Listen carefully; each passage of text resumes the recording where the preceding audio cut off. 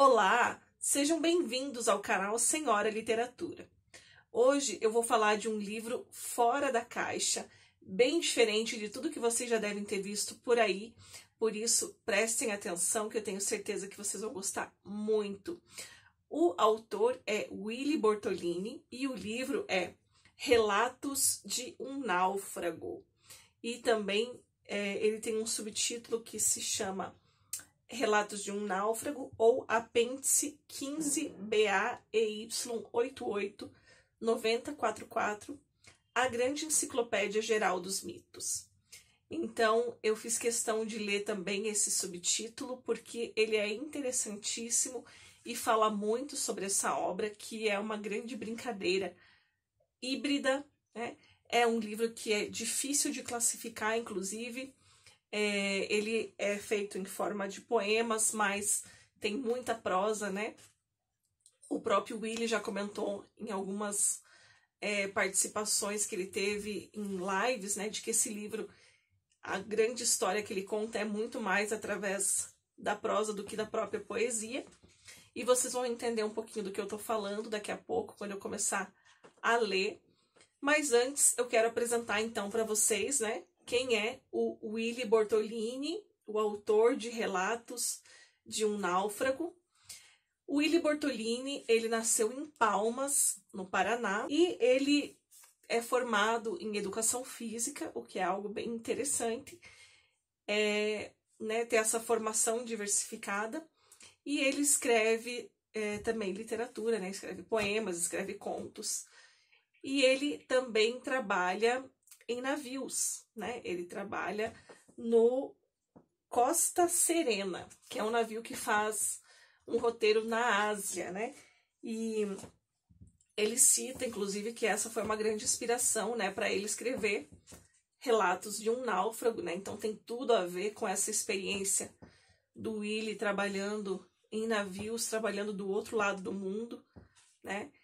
E é bem bacana que ele fala aqui, né, quando ele se descreve no livro, ele diz Willy Bortolini, só que o nome é ao contrário, né, eu não vou ler aqui porque é difícil, mas o nome dele ao contrário, é organizador, tradutor e um dos editores deste compêndio. Nascido em Palmas, na província do Paraná, estudou por muitos anos as escrituras do povo ancestral e dedicou-se também por um longo período a decifrar e decodificar os registros deixados por esta civilização. Apesar de não ser um mítico formado, é sem dúvidas um amante dos náufragos e seus relatos, bem como de suas naus. Foi trabalhando em uma delas, aliás, Costa Serena, no extremo oriente de nosso mundo, que nasceu esta coleção, fruto de pesquisas empíricas, mas também de investigações profundas nos oceanos de nossa própria loucura. Essa é a descrição do Willy para o seu livro. E é muito legal porque, como eu falei, né, apesar de ser um livro de poemas, ele tem também uma grande ligação com as notas de rodapé. É um livro que ele pode ser lido de diversas maneiras, né? Ele pode ser lido primeiro os poemas, depois as notas de rodapé, ou só os poemas, ou só as notas de rodapé, ou, né, os dois juntos. Então tem inúmeras formas de estar decodificando esses relatos, esses náufragos, né, que o Willy trouxe aqui. E ele começa dizendo o seguinte: Relatos. Como epígrafe, trazemos um dos mais conhecidos relatos deixados pelo povo antigo. Ao que tudo indica, trata-se um naufrágio do século I a.Q. Tal escrito foi conservado em nosso mundo graças a um processo fóssil comumente conhecido por palimpsesto orgânico. Aí vem a primeira notinha de rodapé, né? Não afirma de autor. E aí a nota do rodapé fala o seguinte: para maiores referências sobre o processo de palimpsesto orgânico, ver A Mitologia dos Fósseis, capítulo 18, seção 12, da Enciclopédia Geral dos Mitos, EGM. Então ele faz uma brincadeira dentro do livro, né? Como se ele estivesse, então, catalogando esses registros, esses náufragos, né? Nessa grande enciclopédia, né? Como se fosse um mundo, um outro mundo, né? Que encontra esses relatos. E aí temos o primeiro poema, que é um poema bem pequeno, e tem a numeração, né, como se fosse o catálogo ali dessa enciclopédia. E aí o título, né? Eu não vou ler a numeração porque ficaria muito tedioso aqui para vocês. Depois vocês podem comprar o livro e ver. Mas ele tem uma numeração, né, como se fosse um catálogo da enciclopédia. E aí o título, então, desse pequeno poema: você percebe? Os horizontes estão se quebrando, e é por lá que, dançando, caímos. Então, depois vocês vão ver que esse poema inicial, essa epígrafe também, ela vai se fechar lá no final, né, com algo muito parecido. Ele faz, então, esse ciclo, né, que se completa. Eu vou ler também aqui um outro texto que é mais em prosa, né, diferente, destoando aí um pouquinho dos outros que são mais poemas, né, e ele fala, então, dos satélites ou desorientações. É de conhecimento comum que o dia, nos tempos antigos, era diferente do dia atual. E não se fala aqui de nossa noção moderna, cortada em seções, a que chamamos hora contínua e hora vaga. Em natureza, o que denominamos de dia mudou. O Sol, cremos, é o mesmo astro que ainda banha a Terra em imensidão. Ele, porém, parece agir de forma estranha e peculiar, pois tinha por função, aquém de outras coisas, dividir a vida dos homens antigos em 2 pares de 12 horas de valor equivalente. Como num fantasmagórico ato de cópias infinitas, intermináveis e inesgotáveis.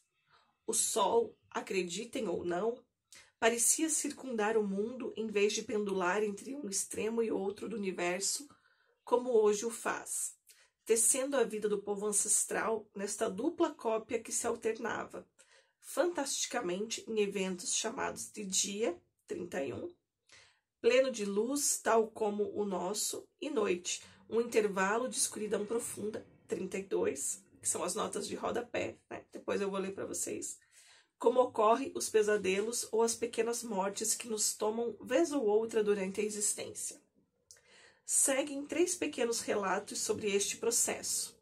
Não afirma, mas a estética e recorrência dos textos nos faz acreditar que ambos tenham sido escritos pela mesma pessoa.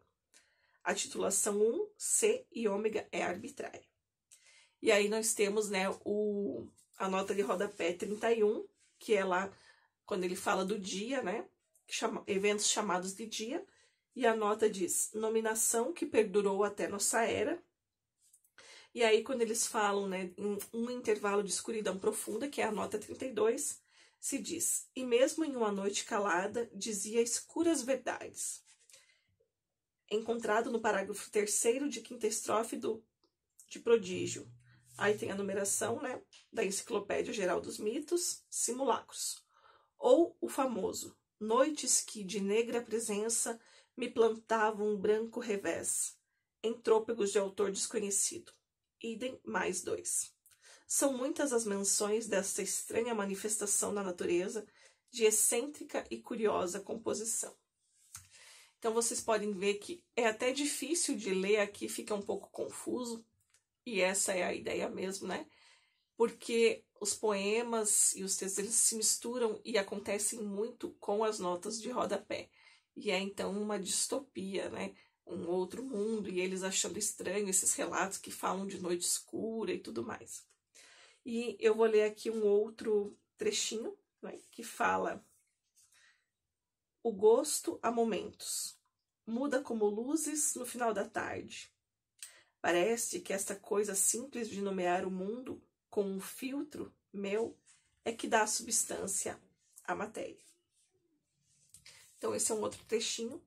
E o próximo aqui eu achei muito engraçado, né? O Willy, ele tem essa veia bem irônica. E ele colocou aqui um outro texto que se chama Lua Vai. Reticências. Iluminar os pensamentos, reticências. Diga para ela, reticências, eu não vivo. Nderererê. Aí tem a nota de rodapé que eu vou ler depois. Viver sem ela, 3 pontinhos. Castigo, 3 pontinhos. Então, eu vou mostrar aqui para vocês entenderem como que o texto é construído, né?